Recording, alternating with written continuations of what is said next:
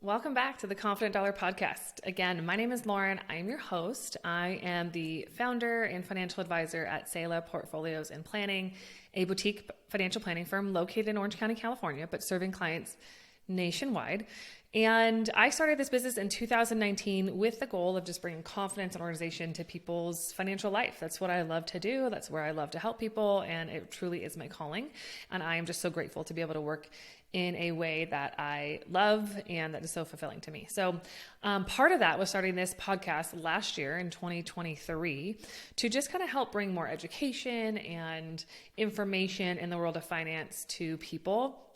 Especially in a way that they can understand, in a language that they can understand, so that you can just continue to take more control and just understand your finances and just really get them on track. I've just seen so much stress and anxiety relieve from people when they know how their money is working for them. They know what their long-term plans are, their goals are, how they're working towards them, and just what track they're on.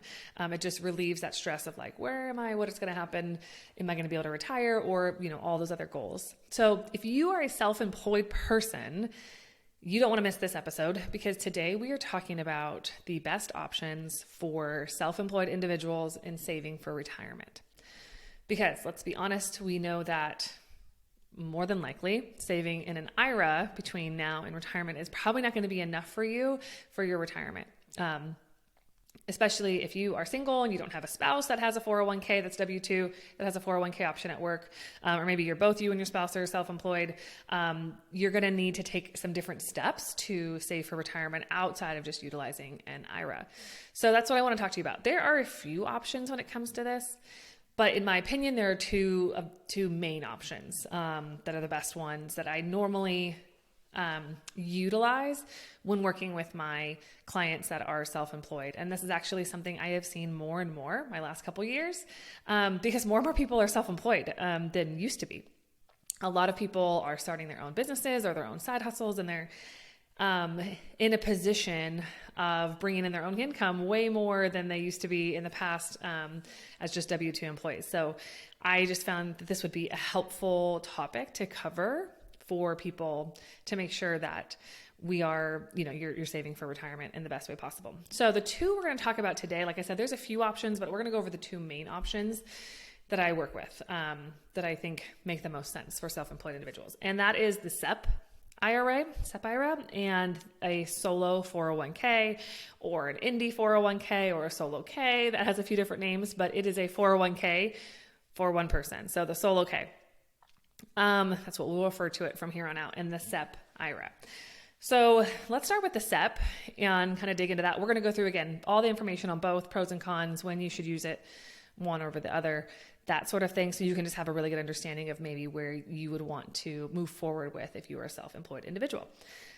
SEP IRA stands for Simplified Employee Pension, and then IRA, Individual Retirement Account. So this, I find, is one of the two options. This is the much more simpler one to set up. Not to be confused with the simple IRA. That is another one, and I'll touch on that at the end. I don't think that is one of the best options if you're self-employed because of the lower contribution limits, but we'll talk about that later. The SEP IRA, it's going to be your simplest option if you're self-employed, because you don't have to go set up a whole plan. For the SEP, you can just do one IRS form, which is a 5035-SEP. That is what you can set up with the IRS, and that starts your plan. So you don't have to do a bunch of different paperwork. You don't have to have a plan set up through somebody and pay for that, or pay to have the plan up to date. You just do that IRS form. The benefit of the SEP is that it has higher contribution limits, a lot higher contribution limits than the IRA. So if you have a SEP for 2023, you could have contributed $66,000 max. For 2024, it is $69,000 max. So the thing about the SEP, though, is that it is only the employer makes a contribution. So if you are self-employed, you are the only employee of your business. The business is going to make the contributions to your SEP IRA. You cannot make them personally in that level. So you can actually, this is going to confuse you maybe just for a second, but you can do your personal IRA contribution into your SEP, but that would just have a totally different limit. of the 7,000 for 2024, but the employer is the one that's going to contribute to the SEP IRA. So the business is going to make those contributions, and those are going to be tax deductible for the business. So it's a benefit for you if you're self-employed, because it's a way to pay yourself or defer payment to yourself without incurring any other taxes on that year. So it actually is tax deductible for your business in order to kind of defer a payment for yourself for later. There are minimal fees, another big pro of the SEP IRA. They are not expensive to set up. They are not expensive to maintain. Like I said, it's just that one IRS form and you are ready to go. You can get the account open. So then it's just really what account fees you may have or management fees you may have, depending on who you choose to work with to set it up, or if you do it on your own. And again, it's all, it will be all tax deferred. So it's tax deductible to the business when they make the contribution, and the contributions are tax deferred. So you can't do Roth contributions in a SEP IRA. They're only tax deferred contributions. So like a traditional contribution. So when you go to take it out later in retirement, you are going to pay the income taxes on that money. So you don't have Roth contribution options within a SEP IRA. So all contributions are tax deferred. To be eligible, you have to be at least 21. So this is how it works for your employees, because actually SEPs are have more eligibility for employees. So if you have multiple employees, sometimes the SEP is not good for you. But if you are self-employed, we're talking about you are the only employee, or maybe one other employee like your spouse, then this is a good option. So you have to be at least 21. You have to earn more than $650 a year. And you have to have worked for 3 of the last 5 years. Now, some people do open up SEP IRAs for small businesses. So, if you have 5 employees or whatever, a SEP IRA might still make more sense than setting up a full 401k. But here is the trick and the caveat to remember when it comes to the SEP, is that whatever designated percentage you contribute to one employee, you have to do the same percentage to the rest. Okay. So if for yourself, again, this is not a problem if you're self-employed and you're the only employee, but this is something to consider if you have multiple employees. For yourself, you have to, if you are self-employed, you're trying to, designate a percent for yourself to save for later. You can do, let's say you want to save 10% of your salary. That's what the business is going to contribute for you at the end of the year, 10%. If you did have other employees, you would also have to do 10% of whatever they were paid that year. Okay. And then again, the contribution max is either the lesser of up to 25% of your salary, or the max amount of $69,000. So again, 25% is the max you can do of your salary. And if that is less than $69,000, you can't do $69,000 if that's less than 25% of your salary. Does that make sense? So the lesser of 25% of your salary, or the max amount, which for 2024 is $69,000. Okay. That is the SEP IRA in a nutshell, with just threw a lot of information at you. So let's kind of break it down. Again, because you have to do that designated percentage and it has to be the same for all your employees, the SEP is not always the best option if you have multiple employees. So small businesses, it works really well for if you still want to do it that way. But for the most part, it is better if you are like self-employed, or you and your spouse, or maybe you, your spouse, and one other. It could be a really good option, because again, you have to match that percentage. It is way better than an IRA because you can do a whole lot more into your SEP than you can a traditional IRA with only $7,000 for 2024. You can do a whole lot more.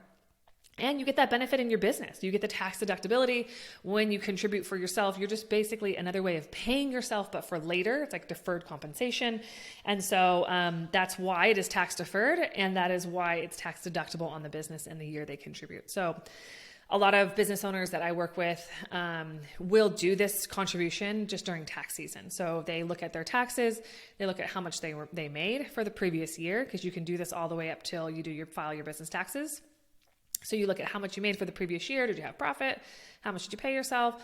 All those sort of things. And then think, okay, what is a decent percentage if I want to kind of get a tax break on the business? I might as well do a SEP IRA contribution because I'm going to pay taxes anyways. So you do the SEP IRA contribution for yourself for the previous year. And then again, match that if you have employees. But if you don't, you're golden. So it's perfect. Again, the ease of setting up a SEP IRA is why a lot of people like to go with the SEP IRA versus any other options. The biggest downside that I see with my self-employed clients that decide to not go with the SEP is that that it's all tax deferred. You can't do Roth contributions in the SEP IRA. which brings us to the second option, the solo K account. So this is a 401k for self-employed individuals. Now you can only do this, you can only do a solo 401k if you are the only person in your business plus your spouse. So if it is the two of you, then you can do a solo K. If there are more employees, you actually cannot even do a solo K. So this literally is only for like solopreneurs, or at least solopreneurs plus their spouse. But the reason people go with the 401k, the solo 401k, as self-employed individuals is so that they can do those Roth contributions, because you can set up a solo K to have Roth contribution options, just like you can a regular 401k. So let's break down the solo K. What's some of the information about setting up a solo K? So again, a solo K is really it's basically a small 401k plan for a company that only has one employee or possibly a spouse.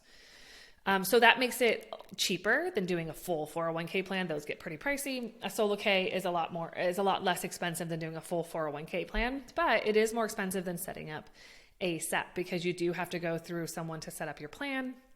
And then you have to, maintain that plan, and there's just more hoops to jump through in getting it set up. But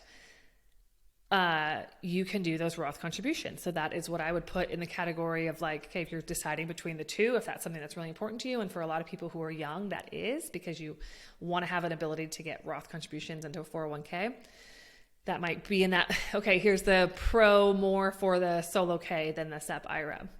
For a solo K, you can contribute up to $23,000 into it as an employee. So the solo K also is a little bit more diversified in the contributions that you can put into it. So you can do employer contributions. So again, deferred compensation from the employer can go into the solo K every year. But you also can do your own salary deferrals into the solo K, and that can be up to $23,000 for 2024. Again, if you are 50 plus, you have a catch up there, and that is another $7,500 that you have as catch up into that 401k for employee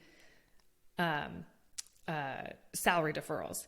Now, the employer contribution, like the employer portion, is going to be, it is a little bit different depending on how your business is set up. If you are an S Corp, a C Corp, or an LLC, it gets a little bit trickier, but in a sense, it is ends up being 25% of your business income, qualified business income, that you can contribute as an employer into your solo K. Okay. Again, there's a little nuances depending on how you categorize, and so I'm not going to get into each of those, but roughly it's 25% of your QBI, qualified business income, into the business that you can contribute as an employer for your deferred compensation there. And then your salary deferral is $23,000 that you can do yourself. So you have more ability to contribute in a solo K as your personally and from the business. So you can have the benefits on both sides. The benefit from the business is that would be anything that you defer for yourself, deferred compensation would be, again, tax deductible on the business in the year that they do that, the business does that contribution. And then the benefit on you for your salary deferral that you're putting into the solo K is going to depend on what type of contributions you're doing. So if it's regular traditional contributions, then it is tax deferred. And so you're getting that deduction in the year that you're contributing, and you're going to pay the income taxes when you take the money out later. Or you're doing post-tax contributions like a Roth, and you're not getting any tax benefit in the year you're contributing, but then it's tax-free in retirement because it's a Roth contribution. So those are just going to depend on what type of contribution you're doing at that point for the solo K. Let's see. I really think for most of my entrepreneurs that I work with, self-employed people, they have leaned towards this solo K specifically for that Roth option, which ends up being the biggest weight that goes from the SEP to the solo K, and why they would be putting the money into the solo K rather than the SEP. Okay, so just to kind of run things over, the pros comes higher contribution limit because you're in a retirement plan basically for your company. It's a really good option basically for anybody self-employed. You can do this, for really any business you have. So it's a great option. And then you can choose from a broad range of assets. You're setting it up how you want it. So you have a whole lot more control than doing it with an employer 401k plan that you are a W-2 employee with. You have no control over what they choose. But you can choose however you want to set up your solo K plan. You can choose who you do the plan through. You can choose where you hold it. You can choose the investment options. So you're in charge of it. Cons, you are going to pay taxes and fees for withdrawing the funds early. It is retirement, but that's the situation for both of these because they are both retirement accounts. Again, and it has a little bit more complication than the SEP IRA. So just something to consider if you are thinking about both of them. So that's kind of the rundown of both of the main ways to save for retirement if you are self-employed. There is the simple IRA. The simple IRA has the reason that one normally gets thrown out is because the contribution limit is so much lower. So it's actually $16,000 for 2024 with a catch-up of $3,500. The simple is probably going to be your better option if you have your small business. You'd probably go more simple than SEP because the simple, people can do their own contributions into the simple as well as the employer has to match like 3%. But it's a lot better than setting up a full 401k plan or not better, but just simpler. That's why it's simple than setting up a full 401k plan for like a smaller company of like 5 and 10 employees or something around that level.